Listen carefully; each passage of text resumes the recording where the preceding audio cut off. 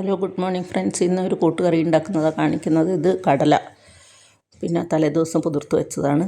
പിന്നെ ഇത് ഒരു പച്ചക്കായയും ഒരു പീസ് ചേനയും കണ്ടിച്ച് വെച്ചിട്ടുണ്ട്. ആദ്യം കടല വേവിച്ച് കഴിഞ്ഞതിന് ശേഷം പിന്നെ ഈ പച്ചക്കായും ചേനയും ഉപ്പും മഞ്ഞളും മുളക് പൊടിയെല്ലാം ഇട്ടിട്ടൊന്ന് വേവിച്ചെടുക്കും. അരമുറി തേങ്ങ, മഞ്ഞൾപ്പൊടി, മുളക് പൊടി, കുരുമുളക് കുറച്ച് 5-8 പിന്നെ കുറച്ച് ജീരകവും ചേർത്ത് അരച്ച് വെച്ചിട്ടുണ്ട്. നന്നായി അരയേണ്ട, പകുതി വരെ ഒന്ന് അരഞ്ഞാൽ മതി. വേണ്ട, കടല വെന്ത് കഴിഞ്ഞു. ഇനി ഇതിലേക്ക് ഈ ചേനയും പച്ചക്കായും ഇട്ടിട്ട് ഒരു വിസിലും കൂടെ അങ്ങ് അടുപ്പിക്കും. ഇതായ അരപ്പ് അതിൽ ഒഴിച്ചത് കുറച്ച് നേരം ഉള്ള വെള്ളം വറ്റി വരുമ്പോൾ കടുക് വറുത്തിടുകയാണ്.